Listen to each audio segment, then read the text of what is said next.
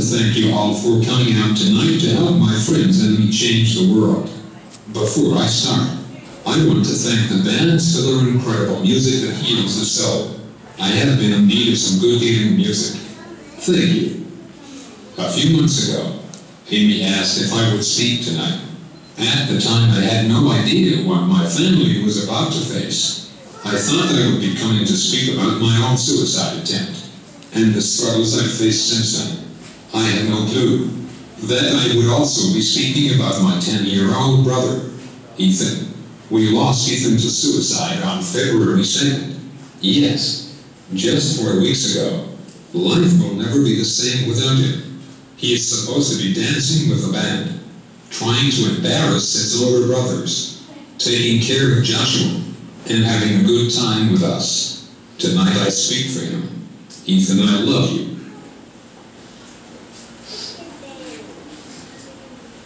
I probably need to back up a bit and tell you how I got here. A survivor of my own attempt, trying my hardest to survive the loss of so many I had loved.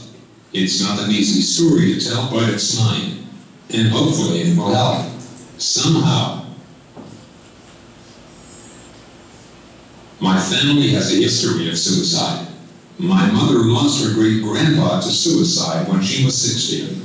In 2002, I lost my grandfather Mickey to suicide. I have also lost an uncle on each side of my family to suicide. And now my little brother, Ethan. I've had friends cut themselves and talk to me about how they feel there is no other choice left. I'm here to tell all of them they are wrong. There is always another day and there is always hope. By talking today, I hope we increase awareness of warning signs and push for better treatment of mental illness. I know the pain, guilt, and emptiness that fills your life after a suicide. I cannot get past the whys, hows, what if, and if onlys that fill your life when you are left behind. It is an indescribable pain. No one should have to feel this much pain. We need to figure out a way to stop this, so no other family has to go through this hell.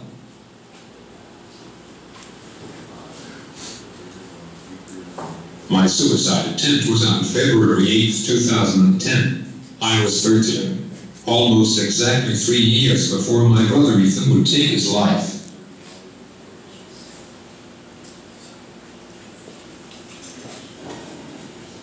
I cannot tell you why I put a rope around my neck any more than I can tell you why my grandfather or little brother did.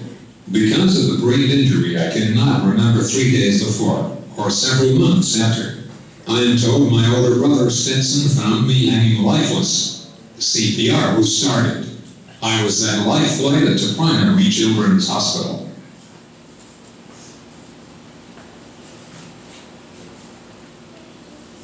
My parents were told there was a 1% chance that I would ever even open my eyes again.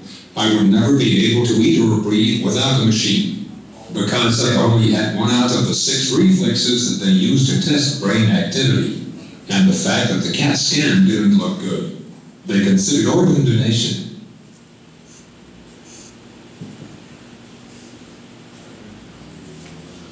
Despite all this, they could not bring themselves to turn off the life support. They immediately, within hours of arrival at the hospital, enrolled me in an experimental study called THAPCA. This is a study that kept my body hypothermic for the first 120 hours to avoid additional damage to the brain by reducing swelling. Within hours of being warmed up to room temperature, I opened my eyes. This was the first of many miracles to come. My mother also arranged for me to participate in hyperbaric oxygen therapy. This is where you go in a chamber and breathe 100% oxygen at 20 times the pressure we are used to. HBO forces oxygen into the areas of the brain that died because of the lack of oxygen. These things, along with the absolute best doctors and nurses at Primary Children's, are the reason I am here today. So you are all probably wondering how my life has changed. Well, although my brain is still working quite well, my IQ is absolutely normal. I am trapped in hell. I am still 10. Some people who don't know me treat me as if I was nothing. Some have a hard time even acknowledging me. My body does not listen to what I tell it. I suffer from a side effect of the brain injury called dystonia. This is a disease that makes some of my muscles very tight and uncontrollable. It makes it hard to walk or even type. I spend many hours at physical therapy, occupational therapy, speech therapy, and eating therapy. This summer I worked so hard. Every day I spent in the pool with my brothers Ethan and Joshua. I can finally walk unassisted across the pool. It is about 25 feet across. I can also stand up in the middle of the floor from kneeling. The day after Christmas I had a major 7-hour surgery to help straighten my leg and foot. We hope it helps me walk on land. I have had so many improvements and have defied doctors time and time again. But still, even simple things like drinking out of a cup or getting dressed are difficult. If you guys think flirting with a hot girl is hard, try having to use a sheet.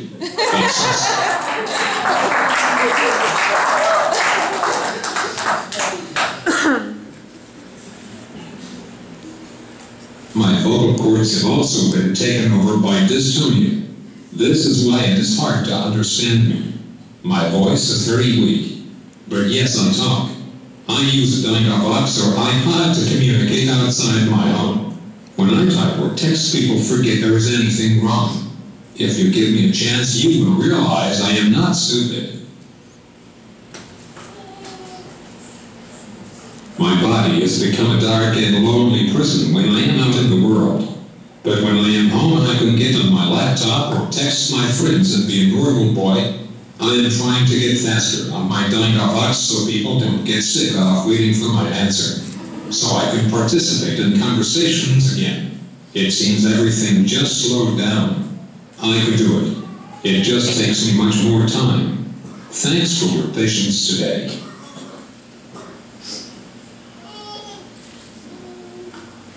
You should know I even got back on the slopes last winter. Sean White and I are tight.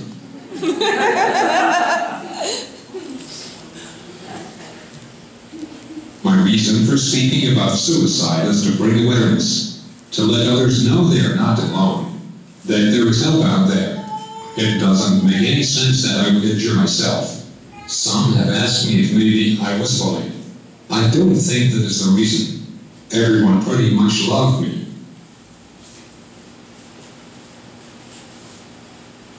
I got along with most people. Played linebacker on the football team. Played baseball. And I was on the swim team. I have snowboarded since I was 4 and did well in school. I got a 3.5 the semester before.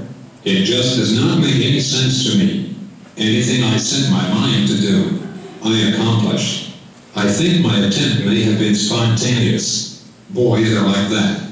I've learned that the part of our brain that thinks about consequences does not even develop until we are in our 20s, from listening to other stories. It sounds like I could have been overwhelmed that day. I am thankful that this is the one thing I failed at. I am so very happy to be alive. I wish there was something I could have done for Ethan. My little brother, Ethan, struggled with friends. He was so smart that kids just did not get him. He wanted to talk about history, politics, and the environment.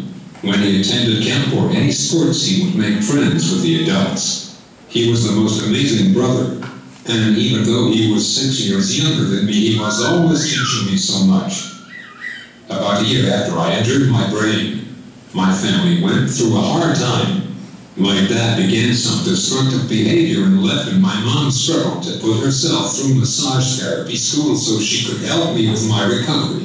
Things got hard. Ethan stopped eating and started pulling out his hair. My mom put him into the University of New York Psychology Institute for his depression. He was there 16 days. He then went to a day treatment program and got help every day, Monday through Friday, for 5 months. I know we were all worried about him. My mom slept on his floor every night. We had a lot of hard times in 2011, but then in April of 2012 we moved to a new house and everyone finally seemed happy. We still didn't have a lot of money or time, but we had a lot of laughs. No one realized Ethan was still depressed. Even his counselor could not understand this suicide. I think Ethan was still in a lot of pain but did not want to hurt us by saying so. All we saw was the smile. I wish we would have known about the tears. All Ethan had to do was ask for help, but he did not. That is why it is so important that we remove the stigma of suicide. People need to know it's okay to ask for help. And once they ask, people need to know what to do to save their loved ones. There is help out there.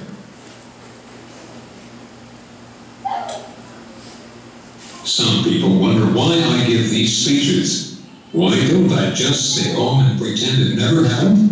Why, when people who knew me before ask what happened, don't I make something up? I could say I had a snowboarding accident. I was always boarding. People would believe it. It would save a lot of discomfort. But would it change anything? I tell my story because I want people to stop and think. I want you to stop and think. Sometimes a suicide attempt is not the end. Actually, it is always only the beginning of the pain. And sometimes, as in my case, whatever huge, enormous thing that seemed unbearable in the moment was nothing compared to what I woke up to 3 months later. I know my family will never recover fully from losing him. Attempting suicide always makes things worse. The struggles I had before were nothing compared. Today I am so thankful to be alive. I hope by sharing my story it will help others. I must have been in a place that felt so hopeless and dark. But suicide was not the answer. And I want others to know the sun will shine tomorrow. And things will get better. That no matter how hopeless you feel, there are those that want to help. Please, do not make my mistake. Ask for help. Talk to someone. If that doesn't work, talk to someone else. Some people do not get it. Find someone who does. Do not give up. So how do we stop this epidemic? I think one of the best things you could do is talk to each other. Don't be afraid to ask your family and friends if they need help. Don't be afraid to ask for help. People our age are more likely to talk to each other about suicide. Do not feel like you are betraying your friend by telling an adult. You may be saving their life. I would rather have a friend or a family member upset with me than stuck in a coffin or a wheelchair for the rest of their life. Asking for help is brave. I wish Ethan would have asked for help. I hope the more we talk about mental illness, the more the stigma will go away. Sometimes you cannot just snap out of it. Sometimes you need lots of help. But life is so worth it. There are treatments and there is hope. People are starting to take depression serious. I know whatever was going on the night I made my attempt, I did not understand the consequences. This body I am trapped in is one of those consequences. And actually, I am the lucky one. I am still here to enjoy life unlike many.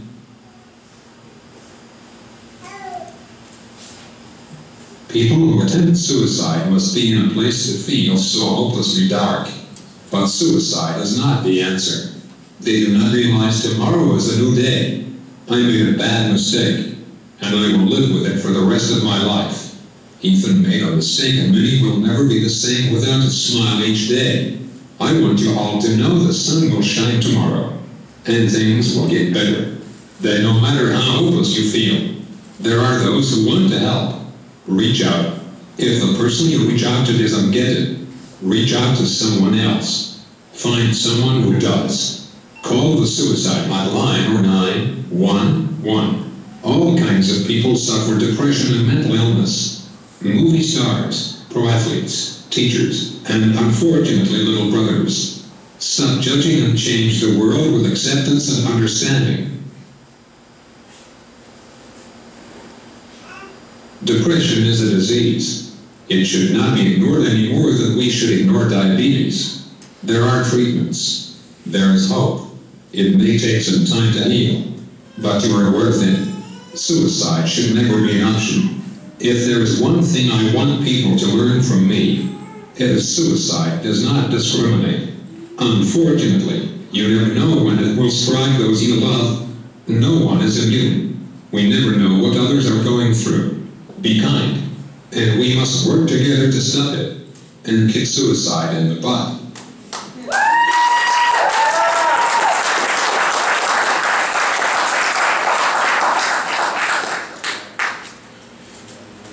It's not going to go away if we don't talk about it. Kids my age are already thinking about it.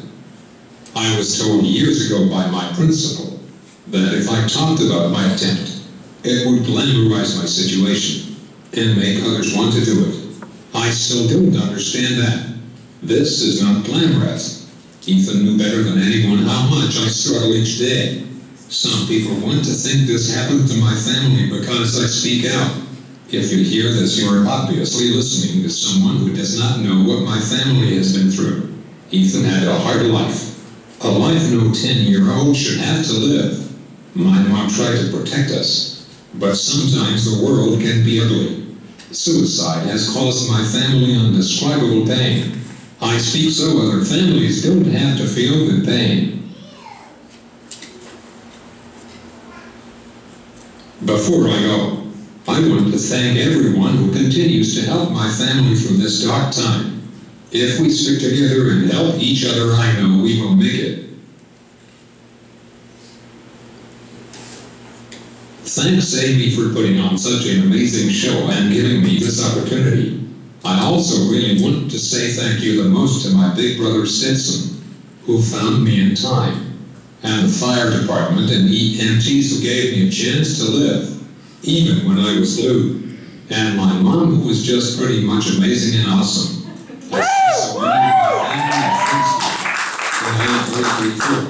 You really find out who your true friends are in times like this.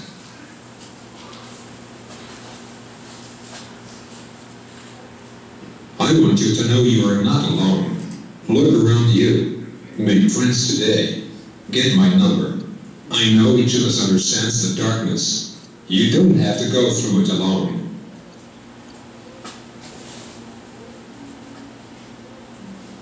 I would like to leave you with a quote by Mother Teresa. If we have no peace, it is because we have forgotten that we belong to each other. Peace.